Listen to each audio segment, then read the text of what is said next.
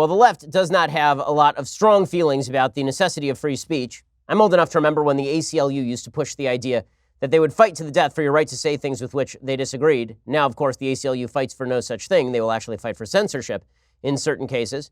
I'm old enough to remember when the left suggested that social media platforms should be free, and that if we disagreed, then we could agree to disagree, and I just wouldn't watch your show and you wouldn't watch mine, and that's how things would go.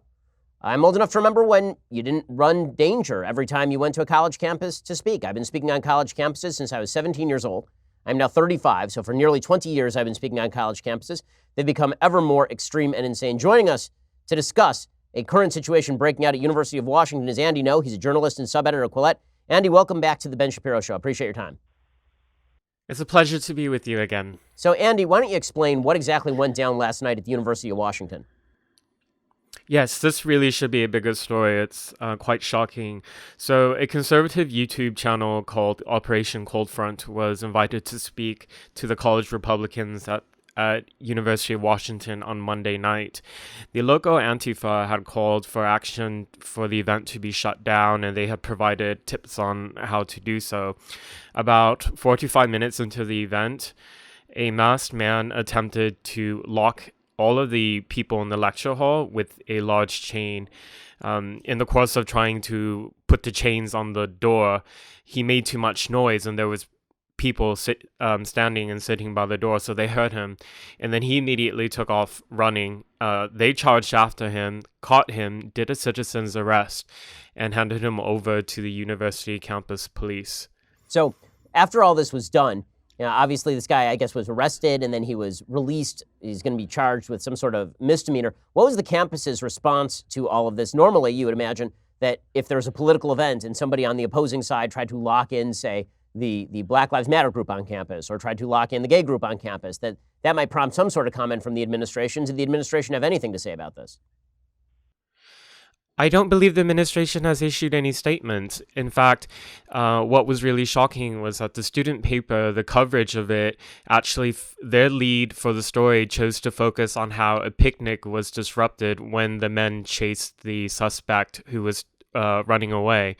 And so it doesn't seem like they're weighing the seriousness of what happened.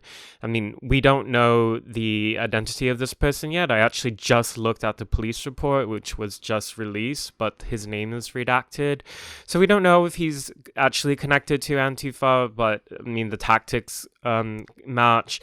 And Antifa people never work alone. They always work with other people and with developed strategies. So this may have just been, I don't think it would have just been a locking of a door. Potentially other things could have happened. Unfortunately, it didn't. But it's shocking that this could have happened on a university campus. We're speaking with Andy Ngo. He's a journalist and sub-editor over at Quillette. Now, you've done a really good job covering Antifa, Andy. Have the mainstream media evinced any interest in covering Antifa at any great length? We've seen an insane amount of coverage of white supremacism. By the way, I'm totally in favor of media coverage of white supremacism and white supremacist groups, which do pose a threat, particularly in the Jewish community, but not only the Jewish community, obviously. But it seems to me that there's been a dramatic lack of coverage of Antifa activities. You've been covering it in Portland for years. Why do you think the media are so invested in ignoring what Antifa does on a daily basis? Not only are they invested in downplaying or ignoring the criminal behavior of Antifa people, many of the so-called journalists and writers actually work quite closely with Antifa to write about individuals that Antifa doxes, or to write glowingly about some of the extremist ideologues. I don't know what needs to happen for things to change. Antifa is very active on social media. There was a academic based in Germany who wrote a piece on Quillette trying to shine a light on these connections between journalists and Antifa activists. And he's been suspended from Twitter through just mass reporting campaigns from Antifa and their allies. We're talking with Andy Ngo. He's a journalist and sub-editor over at Quillette magazine. So, Andy, do you think that the administration at the university is going to do anything about this? It seems like there is a heckler's veto that's been taking place increasingly across the country with administrations refusing to do anything so long as it doesn't end in tears. I'd be surprised if they take any sort of investigative action on any of this, especially since thank God, it didn't end with anything too bad. Do you think this is going anywhere? No, I don't think they will do anything.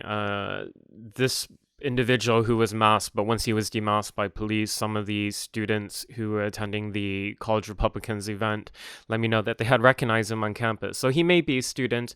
I doubt the administration will have the will to suspend or expel a student for doing something so egregious. But the College Republicans are under fire by progressive activists. I mean, the following day, just last night, at Western Oregon University, an event almost got shut down by the College Republicans were it not for a large group of public safety officers keeping guard of the door. Amazing. Well, Andy, thanks so much for your time. Really appreciate it. Andy Ngo is doing terrific journalistic work covering Antifa and the violence of the extreme left. Andy, appreciate your time. Talk to you in a bit.